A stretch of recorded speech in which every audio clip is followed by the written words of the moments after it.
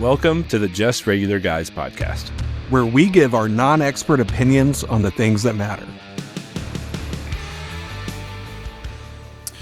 Welcome back to the Just Regular Guys podcast. Today, on this episode, that is, we're going to be talking about what we've deemed Donald Trump's legacy. So, as always, you just heard the disclaimer in the intro, but just keep in mind, these are our opinions. Mostly going to be covering,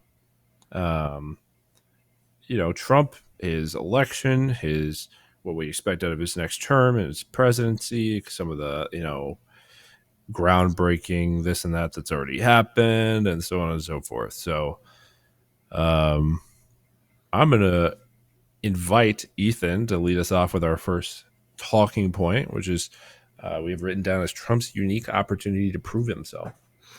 Yeah, so I think, it's really interesting that Trump was a president, then he was not a president, and now he was going to be a president again. Apparently that has only ever happened one other time in American history, right? So definitely a unique opportunity there. Why I think it's going to be so potent is because, 8 years ago was the start of a great economic time, right? Like, there was a recession under Obama, but during Trump, we had, sub $2 gas prices. We had incredible, foreign affairs. There was, peace in the Middle East for the first time in who knows when. There's one country not signed on like a 35 country peace treaty, right? Incredible. He was, I believe, the first to meet with Kim Jong-un in North Korea, right? Good relationship with Putin, which I know some people is not a positive, but anytime there wasn't, Russian bombs being threatened, I think that's a good sign. All of these things were at highs, right? Other than maybe, like race relations, right? That could have been, one thing that wasn't. However, under Biden, money was bad, war was up, just overall quality of life was down, including still the race relations, the negative outlook on the government, the companies, the organization, just negative overall, right? So I think it's very interesting to see Donald Trump back in the driver's seat if he is able to get life back to that high, right? Which highest turnout of most minority groups for Donald Trump's second term than any other Republican president. So what if we have the prosperity and the peace and the good race relations for term two?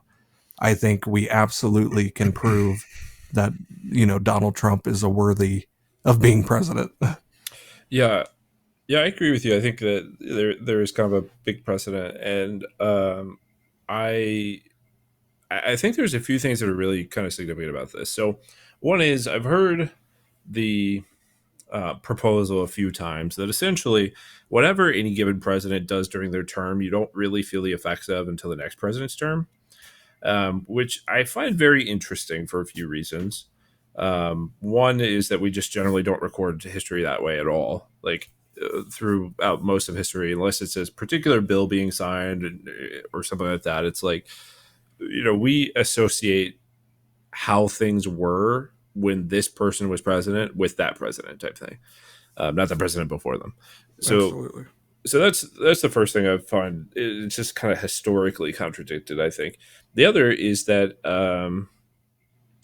the way that people behave doesn't reflect that. So, for instance, now it's not like all of the people that were for Biden, liberal, Democrat, they weren't all chilling going, oh, well, honestly, it doesn't even matter if Trump gets elected because Biden set him up for such a good 4 years that it doesn't matter what he does, type thing. Like that's not at all the way anybody has presented anything. Everyone's freaking out, going, "Oh, Trump can't be president," or "Oh, Biden being president has been so bad," and like things like that. So I find that that's just kind of a and maybe I'll give the benefit of the doubt that I don't understand the argument well enough. I haven't heard it be made very well, but I find that that's not a very good point when people make it. The other thing is that for Trump's first presidency, he had one very large, very significant factor that we just have to bring up, which is COVID,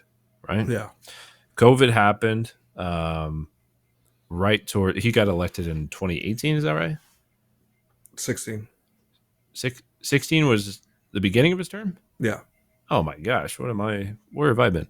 Okay, so wait, what? You sure Yeah, the election was 2016. that Trump became president? Yeah, Okay, because so they're he was 4 year 3 years terms. into his term already when we first saw COVID. Yeah, COVID-19. So Well, shoot, who the heck?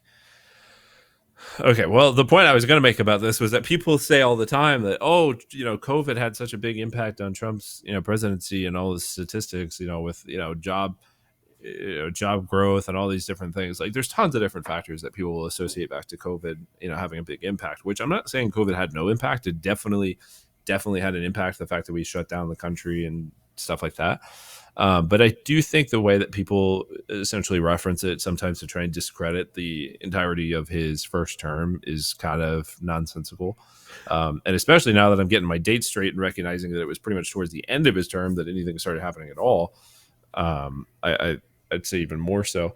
But I think that will be another big factor is that he's going into the second term with no good excuses, so to speak. Nothing to write it off as being just a byproduct of this other thing that was outside of his control. You get what I'm saying? right. If anything, it's uh, a, a medal to him, right? An award that he. A lot of people say he mishandled COVID, right? I think there was a very good balance of people maintaining their freedoms and reducing risk, right? Like there were places like Australia where you literally could not leave the house, right? Like I think things were okay and the economy was still great during COVID, even with the supply chain issues. Mm-hmm. So, and I guess that it would have been like halfway through because election was 16. He started as president January 17, right? Yeah. Well, and I just wanted to, there was one more thing that I was going to mention with regard to your kind of opening statement. It's not super relevant to like how, Trump's opportunity to prove himself, but you mentioned that he, you know, we had peace in the Middle East and he had, was demonstrating good relations with some other foreign leaders such as Putin and Kim Jong Un. And like you said, that's kind of controversial, right? There's a lot of people that like see him as too buddy buddy with Putin and like all these things. And you know, I think that there is some validity to that. There's some reason to like. I'm trying to think.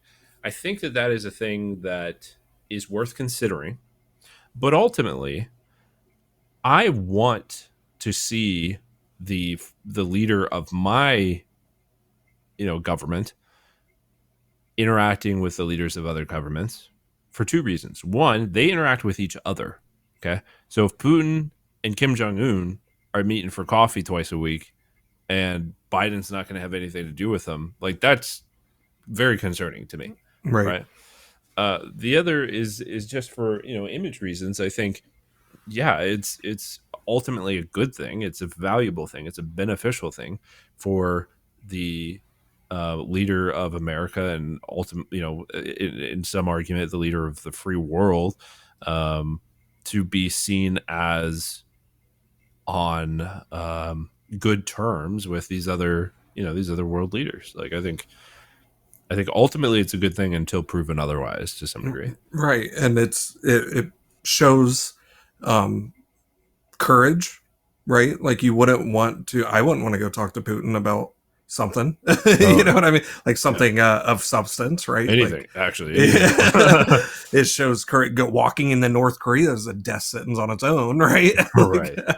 it shows courage. It shows the willingness to handle things without gunfire, right? Which ultimately, like, we are evolved past that. Like, everything should be handled via trade and diplomacy. There's no reason we should be shooting each other still. Yeah, or even, I mean, really even threatening. So, I mean, I do think that that's kind of the future as well. Was like, well, I don't know that that's really the future, but I think the ideal future would be getting to a point where everyone, through peace treaties and agreeable terms and contracts and stuff like that, was able to kind of play within the same set of rules and these things, um, willingly, as opposed to having these conversations that are like, well, if you cross this red line, I'm going to have to push this red button. Yeah, the fact that Putin has, threatened nuclear weapons like a handful of times these past couple months, like, that's just Yeah. absolutely ridiculous. And Trump would have shut him up immediately, right? So I'm hoping he does here in a couple of weeks. Yeah. Yeah. Which we'll see. I mean, that's something I'm really, I think is going to be really interesting. Um, I wanted to say, kind of on I mean, this is very much a side note, but we were talking about Putin and having a conversation with him. I was going to say, I really wasn't generally like, didn't buy into the fear mongering and like, oh, Putin's like a super big bad guy. Like, I just didn't feel a personal sense of that until one thing changed my mind. You know what it was? What's that? It wasn't nuclear threat or any statements or anything or news article. It was his interview with Tucker Carlson. Did you watch that? Yeah, it was awesome. Oh my gosh, I watched that and I was like, this man is scary. Like, that's the kind of guy that you just don't want to get on his bad side. Well, former KGB agent. Um, he's very smart and very. I don't know if charismatic is the right word, because it's like an anti-charismatic, right? Like Yeah, it's it's like it's the it's bad for guy in the evil. movie thing. Yeah, Yeah, exactly. yeah. Yes, yeah, yeah. I know exactly what you mean. Um, Yeah, no, very smart for sure. That was definitely something that you could read through that interview as well. Which, like, I'm not sitting here consuming a lot of content about Putin. Like, I'm generally pretty uneducated about him. So that was, for the most part, the first of much that I've seen on him. And yeah, that was one of the things that surprised me as well. Is like, I think his appearance and the way that the way his statements are conveyed to us a lot of times kind of gives me the impression that he's kind of like a little bit of a um I don't know how to put it. Kind of just a little rough around the edges, but he happens to be in charge type thing. A Slavic redneck. Yeah, yeah, something along those lines, but not the impression I got having like actually watched him. He definitely appears quite intelligent. Right, right. Yeah, you need a strong guy to put up against them. For sure. Absolutely. Yeah, Yeah. for sure. Yeah. Um so, and let's see. Um so that, I think that pretty well encompasses what we were talking about with regard to the opportunity that Trump has to prove himself.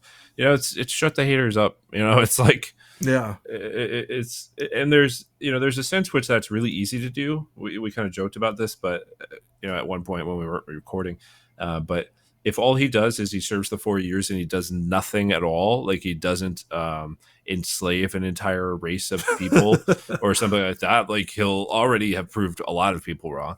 Um, Exceeds expectations. yeah, exactly. But then if he takes it a step further, so as to actually, you know, do a few things that are really beneficial for um, American people, I think that'll be even bigger. With that being said, we talked a little bit in our very first episode, our kind of like pilot episode, about some of the things coming up, such as Doge, some of the changes with regard to legacy media and stuff like that. I think at this point we even have a clear. I'm sorry, we have an even clearer picture of what Trump's cabinet is starting to look like, and kind of the expectation that people are developing as a result of it.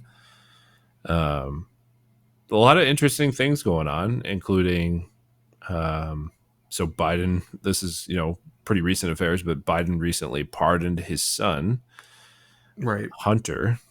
Right. Um, Which I gotta say, as a father myself, Chelsea said absolutely not.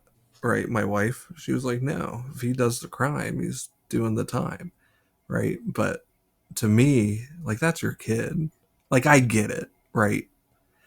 What I thought was more interesting is the push for Trump to actually pardon him. You know, there was a big assumption that because Biden said he wasn't going to multiple times, right? Joe yeah, Biden. yeah, There were a lot of conservatives that thought Trump should extend the pardon as kind of like a moment of grace, right? Like, yeah, although you have persecuted me in every avenue that you have had available, I will pardon your family member, right? Which, yeah. I thought was a very interesting thought. But yeah, what do you think about Joe Biden doing that to his son? Well, so there's a part of me that agrees with you. Like, I do get it on some fundamental level, which is that, like, kind of, it's kind of like, of course he did, of course he would, Right, but I think the big takeaway, so to speak, of the whole thing is not even with regard to the actual pardon itself, or even the actions of Hunter Biden himself, but it's really it's two things. It's one, the repeated, like, heavily repeated definitive claim that he would not do it, right? right. So that's significant because now he has starkly contrasted it with no Yeah. real justification. Like he's essentially said what you said, which is, it's my son, but like, That was essentially his yeah, press release. Yeah, right, exactly. But like, with regard to, like, why did you tell us you weren't going to, and then you did? Why did you lie to us slash contradict yourself slash 180 or whatever? Like, pretty much nothing on that. And then, as far as all the kind of puppets that speak for him, lots of figureheads in mainstream media. The Speaker of the House.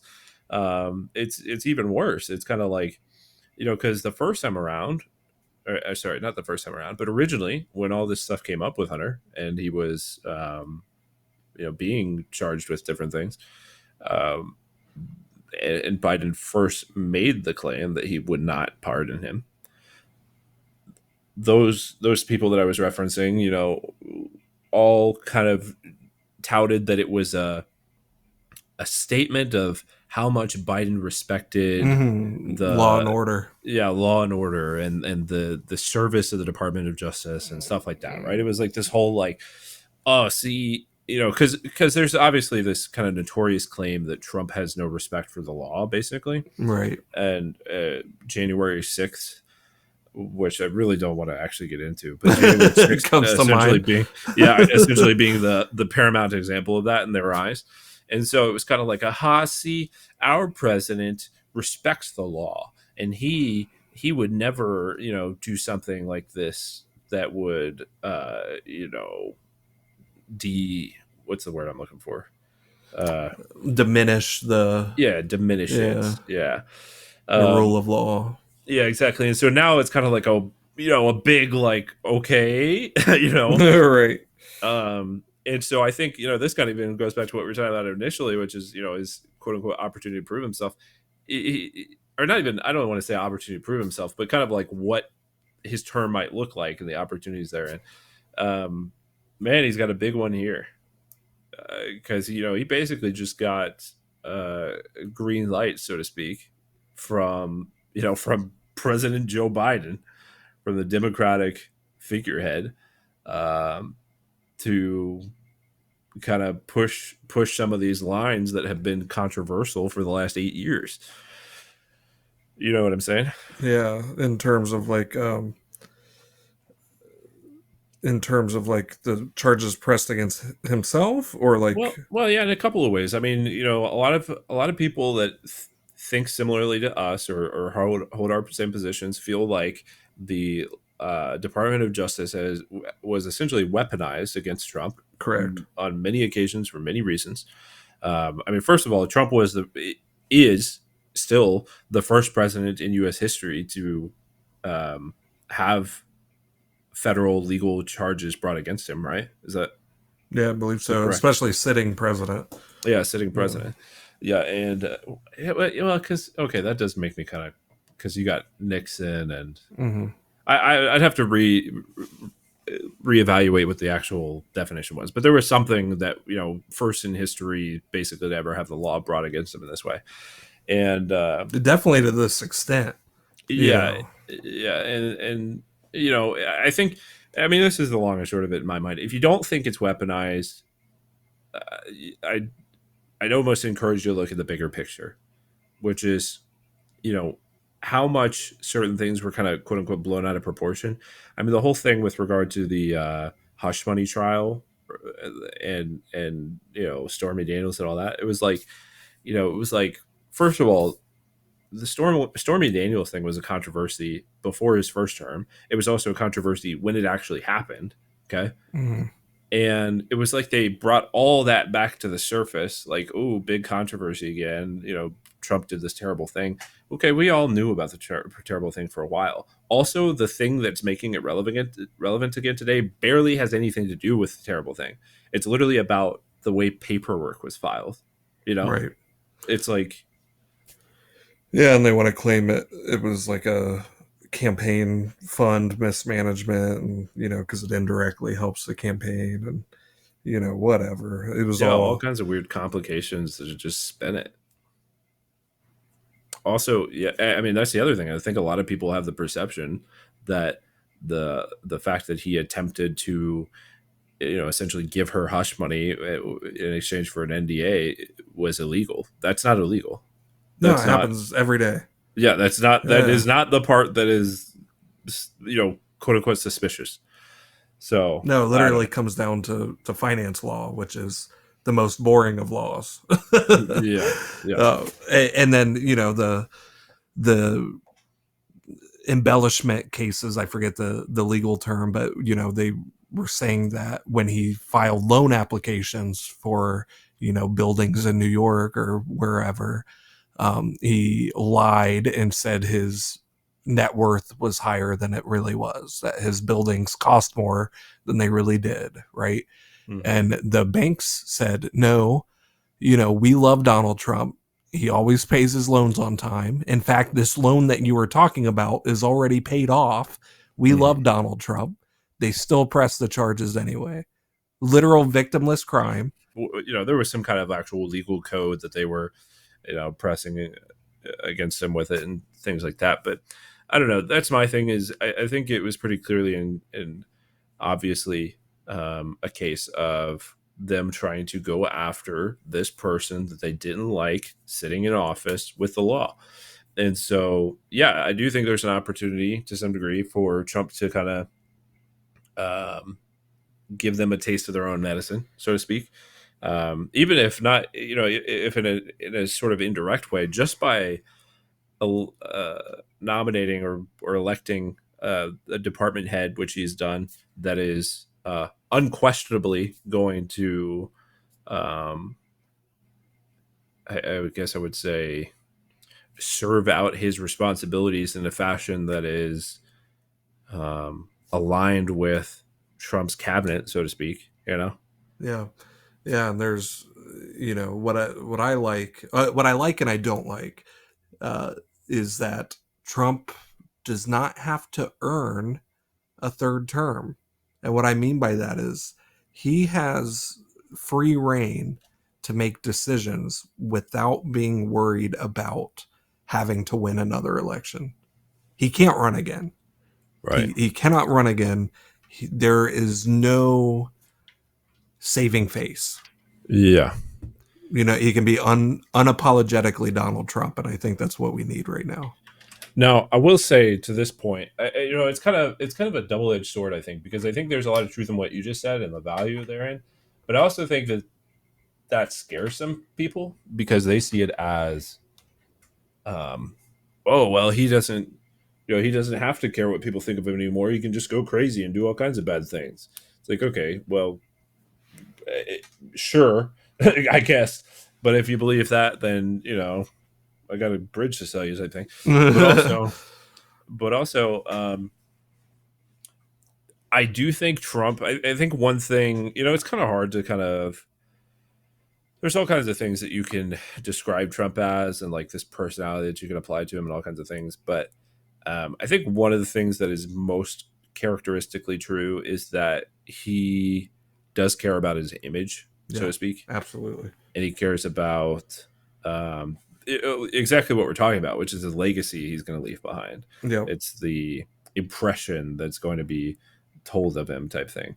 And so I think for that reason, despite the fact that he can't actually run for a third term, I think he will inevitably wind up almost behaving as though he were, you know?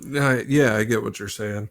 Um, you know, I really think that this is going to be a historical time. You know, the last, you know, this 12-year block that has occurred and is going to occur.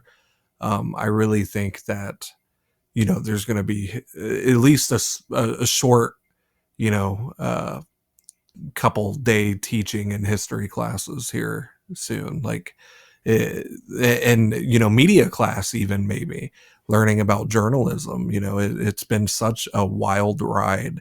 And yeah, talking about image, this man has one, right? He is Right. undeniably in the top three famous people on earth right now, if not number Sure. one, right? Sure. Yeah. Yeah. I would agree with that. And I think, branding goes a long way too. The Make America Great Again slogan, not only a slogan, but hat, statement, the concept, Mm-hmm. all these things about it are very, very notorious at this point. Um, and I heard someone speaking about it the other day. They brought up an interesting point, which is that it's not even like originally his. Yeah. It originally belonged to some organization involved in politics. Obviously, I forget exactly what.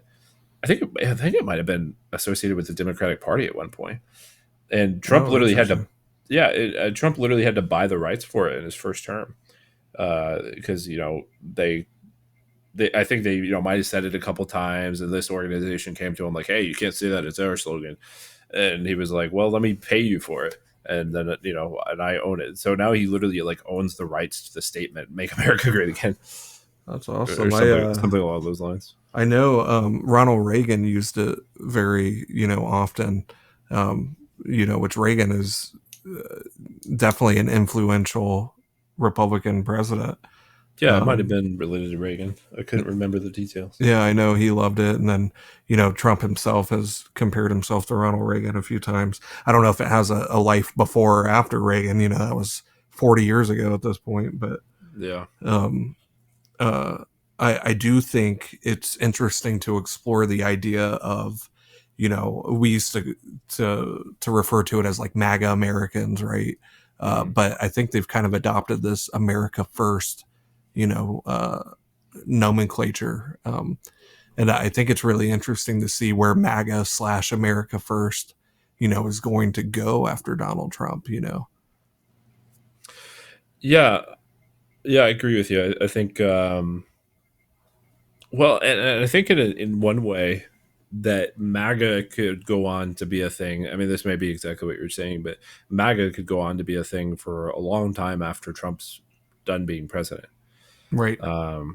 Actually, to that point, to that end, you know, it has been 8 years since Barack Obama finished his second term as president, and Barack Obama is still very influential on elections and No, politics in general today. And that's one thing I've kind of been thinking of is like that's at the very least that's something that I think Trump has in the bag at this point.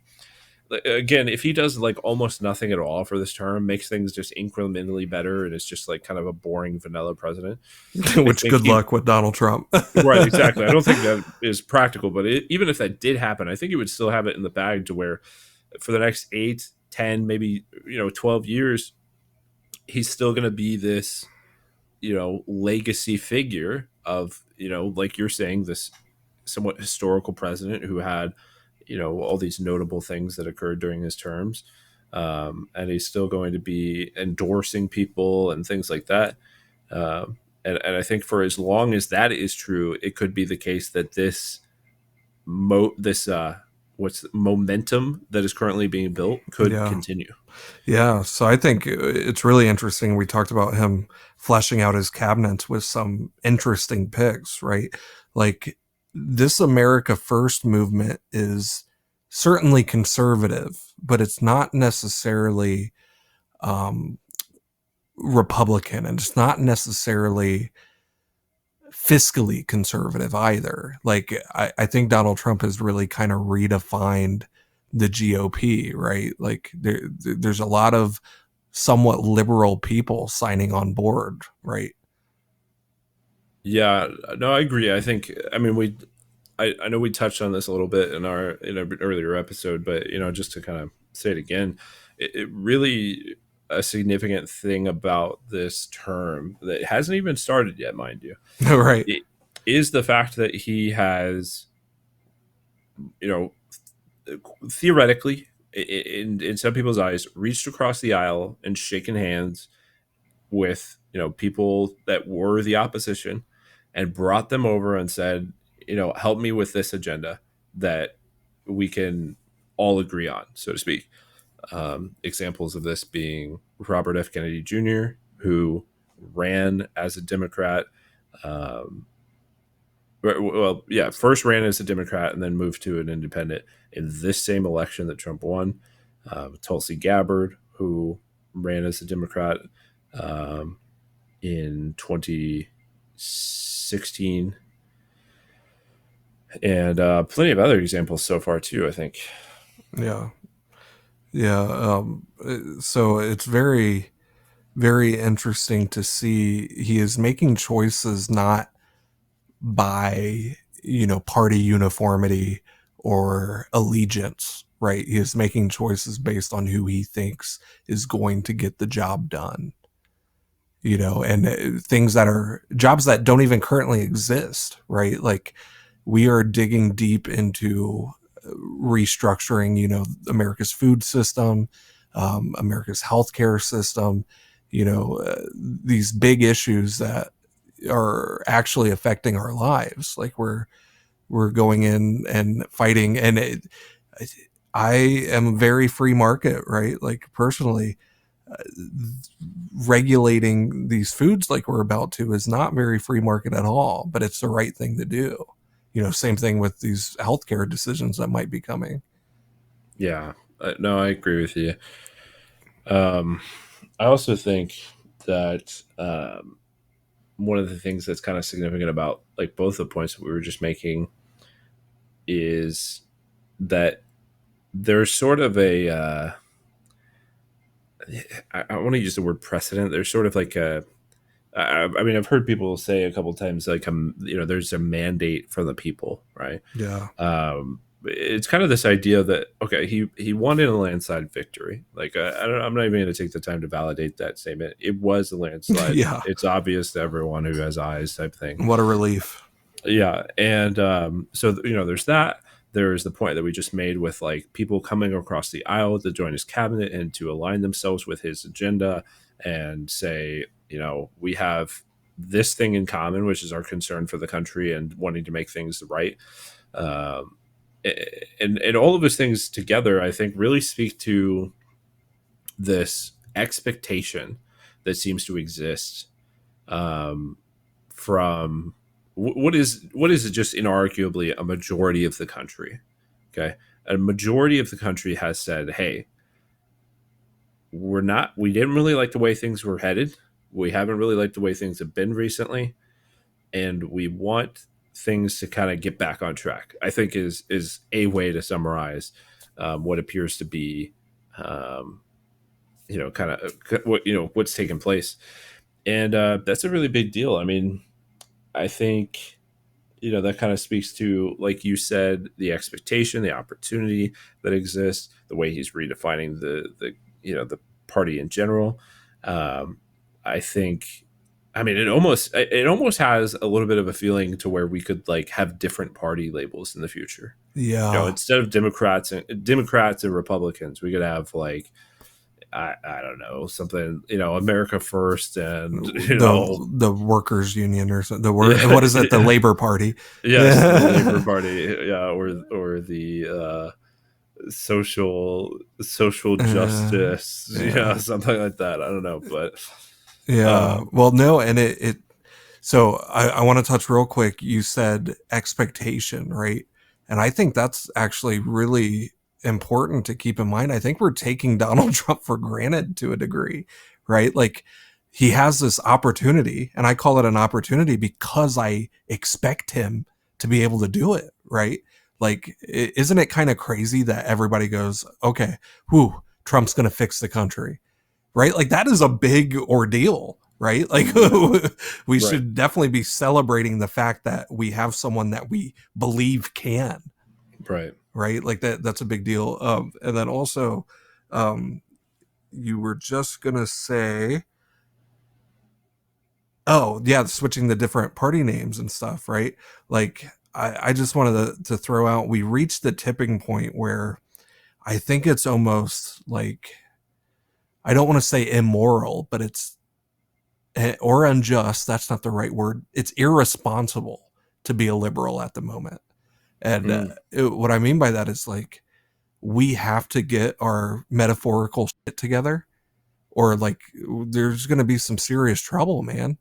You know, I don't think being a liberal is wrong necessarily, but there's a time and a place, and right now is not it. So I think it's good that we're rallying around, with people from both sides. Yeah, that's really interesting. I kind of think you could, we could kind of take that a lot further and spend a lot of time on it. But I'll just say that I, I, I mean, I agree with you. I think, and this is one of those things that's kind of hard to define or evaluate exactly. But the simple fact of the matter is, or the simple fact in my mind is that the country was, we'll say is, let's say things haven't changed yet. The country is at a tipping point as far as division.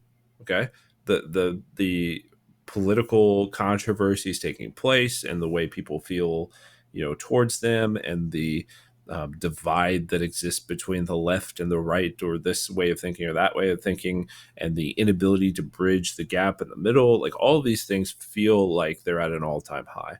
Now I don't know about the social science behind it or the statistical accuracy of this claim, but I mean, I can tell you in my personal experience, being a regular guy, um, it very much feels like that's the case. I mean, I felt like, it feels like you can't say certain things in certain areas, or, there will be crazy consequences. And I've heard some people argue that same, that same, uh, I guess, effect is, is a symptom, and it's something that is,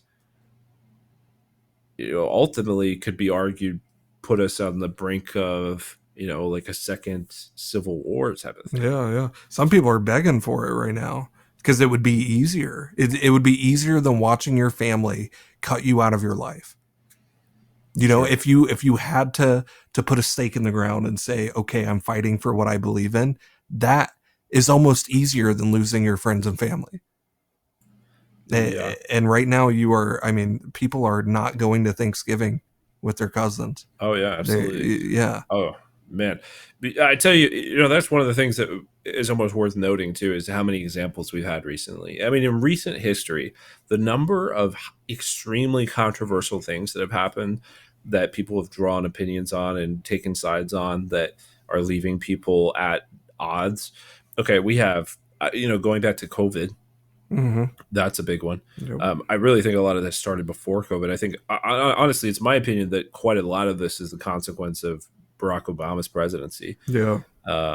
race relations, and those sort of things. But nonetheless, we have lots of things related to police, police brutality. Mm-hmm. Uh, you know, I don't know how to put it, but you had The like Black George, Lives Matter yeah, movement. Yeah. Black Lives Matter movement, George Floyd's death. You have what was that one kid's name? Tamir Uh, Rice was one. no, no, the kid, the guy with the gun, the AR. Oh, Kyle Rittenhouse. Yes, Kyle Rittenhouse. Even was a situation. Oh, people were calling for death on this. What was he, like 19 or something? There. Right. Yeah. Um, you have even more recently things going on in the Middle East that it's actually, that's Yeah, probably one of the most Gaza and interesting. Israel. Yeah, it's probably one of the most interesting examples, in my opinion, because it is literally not at home. I'm not saying that makes it less important or anything of the sorts, but you have these things like in my Ukraine. opinion, the Black Lives Matter protests are one of the greatest atrocities to have happened in recent history, American history. It was on American soil, it was by Americans, and it was the total destruction and devastation of large swaths of the country, like large portions of multiple big cities for an extended period of time. Okay. Disproportionately affecting the people that they claim to support as well. Right. I think it was just an absolutely inexcusable disgrace to have had occur in our country.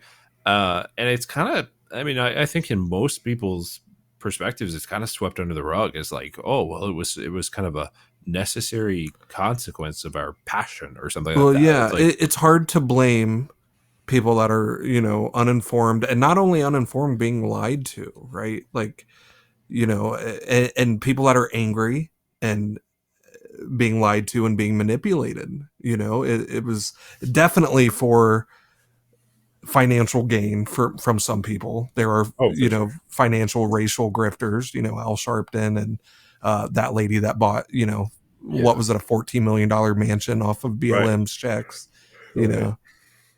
Well, and like we said, being on the brink of civil war, like I feel personally that's the closest we gotten recently. We're literally talking about mobs with pitchforks and fire in Yeah, the streets. Oh, Molotoving and throwing yeah, bricks and yeah. Specifically over the subject of race, essentially. right, right. I mean, Well, and then there were a couple of the demilitarized zones or whatever, yes, like Seattle, and there were essentially some separatists, that yeah. they tried.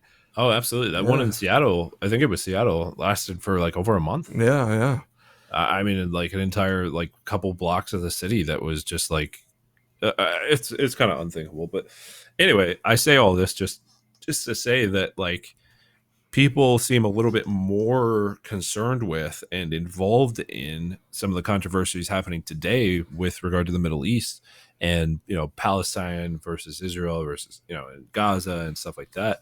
And it's just kind of interesting to me because it's like I said, it's literally not on home soil. We don't have any firsthand, not like exact firsthand knowledge of exactly what's going on and those sort of things. But it is really controversial. I mean, I think there's plenty of people who you wouldn't want to walk down the street saying pro-Israel type thing. yeah. Wearing a Star of David on your shirt or something. Yeah, yeah. Why do you think?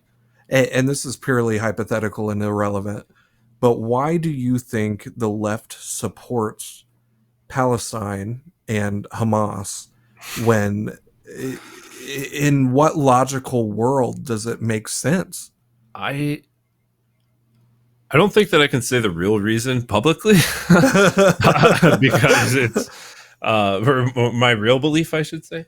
But I will say, from what I've heard, trying to evaluate kind of the perspectives of the people who hold that position, um, it, it's a case of fighting for the minority, essentially, right? Gotcha. Yeah. Pretty similar to some of the stuff we have going on the home front, and how these minority groups and these under recognized people deserve more, that sort of stuff.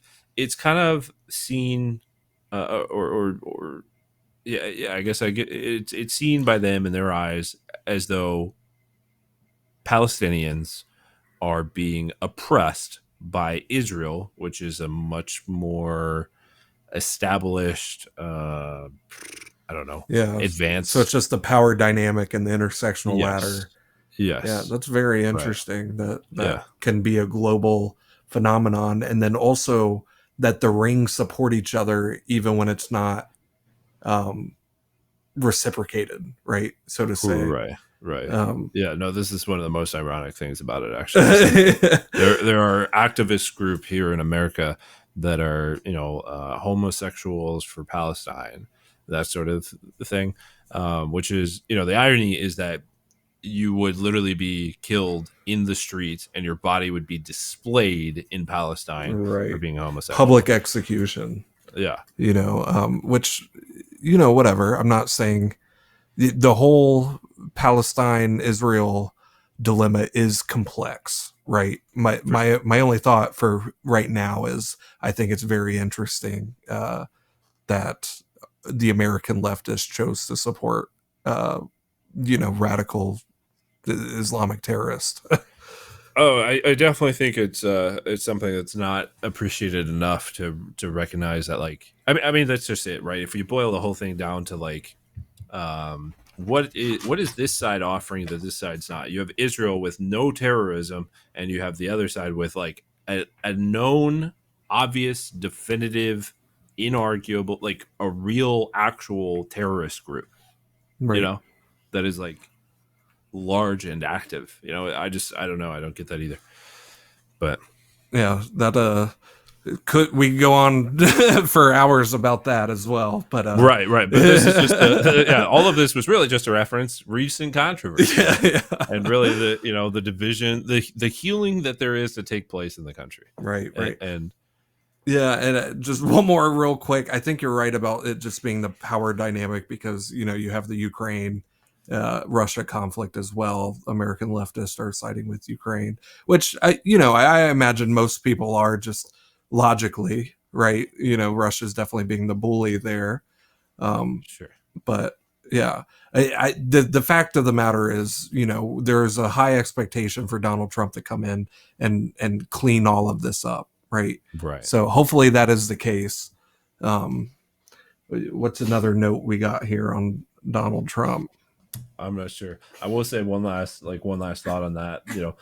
One of the things about this issue, which is kind of difficult sometimes, is like it tends to be the case that it's a big controversy, we say. Well, it tends to be the case that one side of the controversy or one opinion about the controversy is held by a majority of Americans, even maybe arguably a vast majority, and the other side of the issue is actually held by a small group with loud voices. They're a small group that really get their opinions out there, that sort of thing. And I do think that one thing that might be an inevitable consequence or an inevitable effect of Trump's presidency, or rather, let me reframe, not Trump's presidency, but if Trump was to heal the country, so to speak, or to close the divide, close the gap, fix the divide, those sort of things, I think that an inevitable consequence of that might be I'm trying to think of how to put it, that's minority group with the loud voices might be uh I don't know, not suppressed, but like, you know they're what they're fighting for is going to be eliminated. You get what I'm saying? Well, there won't be a need, right? And that's kind of where I think a big root of solution could exist, right? Is removing, a lot of the reasons why people subscribe to certain ideologies, right? The Sure. the the less we can feel pressure points on social issues, just the better, right? Like now the bad example of that would be, gay marriage is legal now. Yeah. Ideally, we should stop hearing about, you know, gay pride. Unfortunately, that's not the case. But but no, it's Yeah, just a normal. Like it's okay for people to be gay, right? Like yeah. it should just be like it is what it is, Yeah, right? you're right. But It's not. yeah, It doesn't. That wasn't the case. It wasn't the case that, oh no, gay marriage is going to stay abolished and it's never changing, and that's what made the things ease up. It was actually the opposite. So no, that's a good point. That's a right, good right. The fight for gay marriage is no longer necessary, and that's a right, good thing, right? Like right. so, it's Yeah, the more we can alleviate things that people care about and are willing to fight for, the better, right? Now right, there's a couple ways to do that. One, if something is unjust like gay marriage, let's right that wrong, right? However, the other flip side is when people believe things are unjust or there is a problem, it's showing them that that problem doesn't actually exist. Hmm. Yeah, that's interesting. Well, I think our next note here and kind of something we can prepare to close out on is JD Vance is what I got down. Yeah, yeah. What in the words of Donald Trump, a bulldog. I Yeah. I think he's a pit bull. He's he's a champion from my hometown. Let's Yeah. get a shout out for Middletown there. Yeah, for sure. From your hometown. It's actually really I mean that's kind of significant. I mean, here we are just two regular guys. But it's kind of crazy that the current vice president elect or vice president nominee of the United States of America. Yep. He's from your hometown, went to school Right. near you. Where we met, actually. Yeah, where we met. Yeah. I have had the the pleasure, I guess I'll say, of meeting him on more than one occasion. Oh, really? Um, yeah, I've actually met him in person before, Oh, which I wow. could tell a little bit more about in a moment. But it's just kind of crazy. It's like one of those small world things. I mean, he's literally on the biggest stage in the world now. Yeah, I mean, my grandma talks about because she read his book when it came out. She talks about how my great grandparents who raised me like were friends with his mama, right? Like my mama was wow, friends with his mama. yeah, that's Like how crazy crazy. is that, right? That's Like, yeah, that's or at actually least knew enough about right. them. Right. Well, and for someone, it's even smaller network. Like someone went to high school with somebody like his Right. first girlfriend is probably living in the States somewhere and probably hates his guts. But no, JD definitely I would say I'll say an interesting figure. I think we have not seen the likes of a JD Vance in a little while in politics. I Right. would venture to say. Right. I imagine like a spunk similar to like JFK or something, right? Like he's got energy to him, right? Yeah, an Maybe a ambition. young Obama, right? The way that Yeah. the left talked about Obama, maybe not how he actually was, but Well, you and know, you just said a keyword there and made a comparison that I think is really valuable, which is you said young. I, yeah. I think that's one of the things about him. It's that he's not terribly young. I think he might be approaching 50, maybe, or I know. maybe. I think he's closer to 40 than 50. Let me Okay, look yeah, up his maybe age real young. quick. You keep talking. Yeah, yeah. Well, either way, you know, he he not only probably is, but also resembles one of the youngest politicians that we've seen in such a significant position Right. in a while. Yeah. I do think JFK is an interesting comparison because that was one of the things about JFK was he was young, he was ambitious, he had a sort of. I mean, this is speaking from having learned in history. I Right, wasn't right. We alive at the weren't time, there. but yeah, exactly. But and sort of had this like youthful passion and vision for what things could be that people were fond of, and I Right. think JD Vance has a little bit of that going on for sure. Well, and not only the youngness, because we and Google says he's 40 exactly. Not only the youngness that like we've been pushing for term limits and even age limits. Some people have um, not only is he going to represent I think 40 is still a millennial, believe it or not.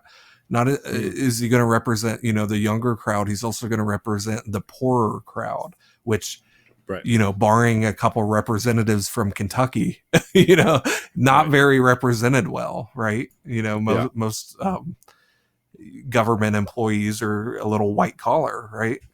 yeah, for sure. And I think there's been.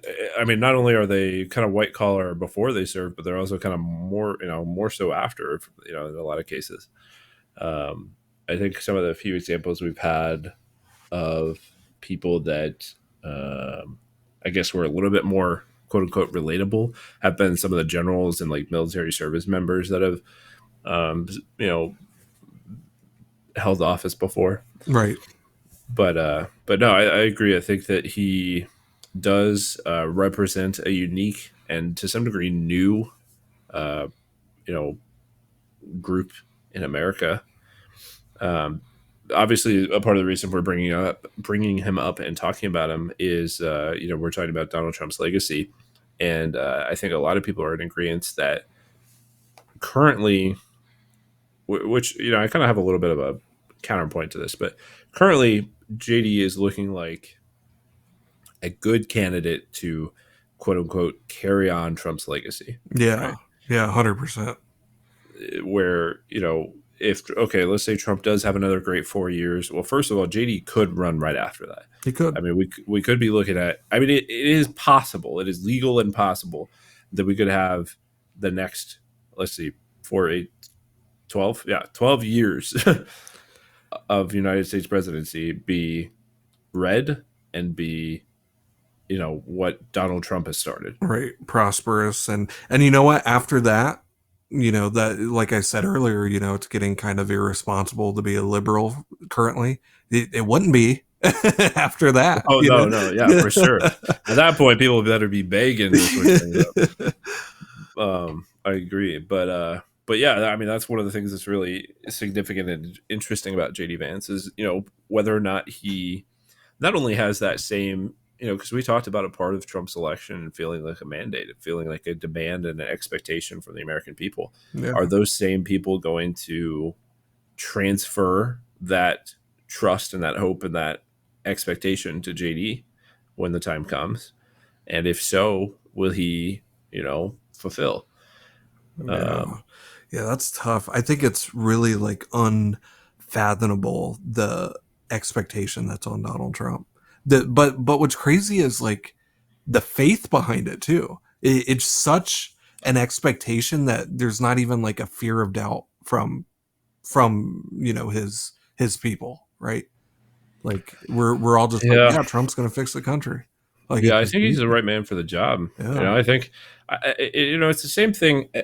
People were saying this during his first election that he got hired. He got hired, so to speak, because he was a quote unquote fu to the system. Yeah. Like that sort of concept that he was this like, rough and ready, not a part of the swamp, like standout opposition to what it is that we've been being fed this whole time, so to speak. And I think that he not only demonstrated that that's actually what he was, that's not just what he looked like and what people thought he was, that's actually what he was. He demonstrated that for his first term. He demonstrated that for the his attempt at reelection. He demonstrated that for the 4 years now that he has, you know, not been elected to any office.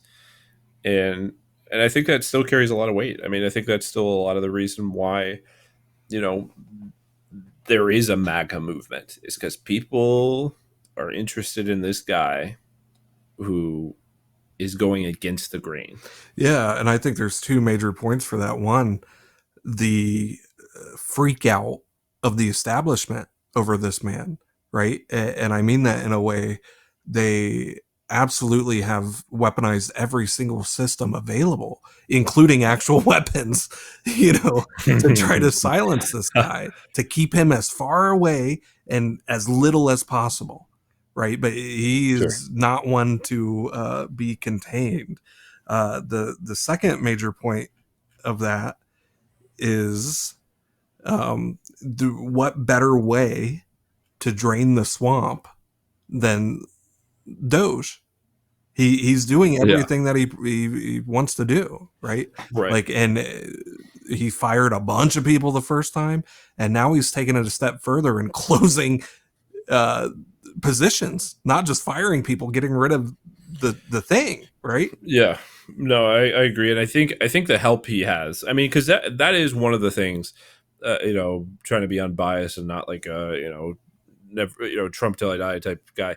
Um, uh, that is one of the things that can easily be criticized about his first term is that the people he wound up surrounding himself with, his cabinet and their effectiveness and stuff like that. There was some uh, some lacking. Um, I think this time around that's the thing he's focusing on improving. I think that's actually his number one priority is doing a better job of that. And it is, I mean, it's already looking like it's working, but to the point we've made already a couple of times. I mean, he's just surrounded himself and made these picks up and down the board that are the right man for the job. Doesn't matter where they came from, what they've done, what they're doing, what who they voted for, what they were representing 3 months ago. Like they're the right man for the job, and he's picked them. And I think that that is, a very effective way to go about fulfilling that vast expectation that you say that that we're referencing. Right. Right. The team, people make the Avengers memes, like, but Yeah, it's true. yeah, It's true to a certain degree. right. Yeah, it's not even all on his shoulders. So, yeah, it's really interesting. I think, I think there is an argument that JD doesn't even have to do very much.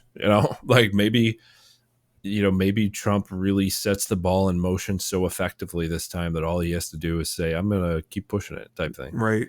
But to speak to JD Vance's strengths, I mean, he is not afraid to hop up on the camera or to campaign or to go wherever he needs to go and talk to whoever he needs to talk to. He is there and he's ready. So I don't know. We'll have to see his uh, demeanor when talking to some foreign adversaries, but I agree. I think one of the things that actually I perceive as his greatest strengths is, I mean, he's very well spoken. yeah, He's very well spoken. He comes across as very intelligent and those sort of things. And it's funny because that's kind of it's kind of honestly the opposite of Donald Trump. I'm not saying Donald Trump isn't well spoken necessarily, but like, you know, I would say in general, the way Donald Trump speaks, the things he says, the way he, the inflections he uses, those sort of things. Um, while it's funny to me a lot of the time, and I do kind of appreciate it at this point for what it is. After the last 8 years, I kind of grown to appreciate it. Um, I do think that it leaves a little to be desired sometimes, and I think that JD Vance really, quite frankly, can make up for some of that. I think that they could wind up being a really good team just for that reason, um, yeah, I which think is a real polish there. yeah, absolutely, which is going to be a stark contrast to the last uh, the last representation we saw, where Joe Biden half the time uh, you couldn't make out what he was saying, and then Kamala Harris, despite the fact that you could hear her perfectly well, managed to sound just as dumb. So Yeah, yeah, and I think that's kind of what Mike Pence was supposed to be, like the class act, right? yeah, But yeah, not nearly as strong-willed, I guess. yeah, man, who the heck was Mike Pence? I mean, like, I don't remember seeing that guy. He didn't do much, nearly as much I as he don't could remember seeing him once. Not standing next to him, not saying the Pledge of Allegiance. I mean, I don't remember. That's crazy. Yeah. Well, tell us how you met JD Vance. Yeah, yeah. So basically, I work for a company that does private events and which is all sorts of stuff, lots of weddings, but also lots of like corporate events, those sort of things.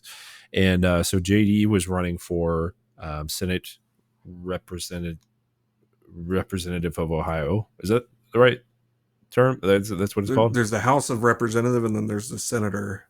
I believe he's. Yeah, I yeah. believe he's a senator, right? Yeah, he's the senator for sure. Yeah, he was running for the senator of Ohio, and while he was running, he did a couple of fundraisers at the organization that I work for, and I mean, this was pretty early on. I mean, like technically, literally early on in his career, to where he was like involved in politics before, but he wasn't a well-known name, anything like that, and so got the opportunity. I happen to be a bartender and I bartended at this organization. And so I literally have poured and handed him a glass of Cabernet and talked to him a little bit, that sort of thing. Um, it's funny because at the time it did not seem very significant to me. I mean, even after he became the senator, it was like, okay, well, that's kind of cool. That guy's a senator now. It was like not a That's big awesome. deal, Yeah. but now it's just like kind of hard to, it's almost kind of hard for me to believe, having experienced it. I don't know. Yeah. So It's weird. Cabernet, that's what he got. Yeah. Uh, thought that'd be Yeah. a whiskey boy. To be honest, I'm sure I would be willing to bet that at home he drinks a little differently, but around a bunch of local politicians And and potential donors. yeah, donors, just a glass of wine. That was it. And I only ever I I only ever served him one. I'm not. I don't know what that means or how much credit to give him, but only one. So yeah, Yeah, so long story short, I think Donald Trump has a really good um, chance, and I really think he's going to pull through of cementing himself as one of the best presidents in American history. I truly believe there's going to be a class, a section of history class where they talk about his mistreatment, his grace throughout all of it, because he could very easily say "f this" and run for the hills, right? But he's not. He's pulling through for for the people that need him, frankly. So I think he's really going to be a influential person in history. What do you think? yeah, I'm definitely pretty inclined to agree with you. I mean, that's one of those things it's kind of hard to say, and it's even harder to evaluate because it's kind of like I can't think of the saying right now, but it's one of those things where we'll look back on it and then assess whether or not we were right, and not in 10 years, not but probably in a good amount of time, and and so I guess only time will tell, but I think he has a much better chance if he's able to turn around the school systems. You get what I'm Yeah, saying? mandatory Trump class. I was going to say, yeah, for him to be taught in public school would first require public schools to be changed a little bit. So, No more DEI, only TRUMP, baby. But that's just our opinion. yeah, just our opinion. Thanks a lot for listening. I hope you enjoyed this episode, and we'll catch you next time. Bye.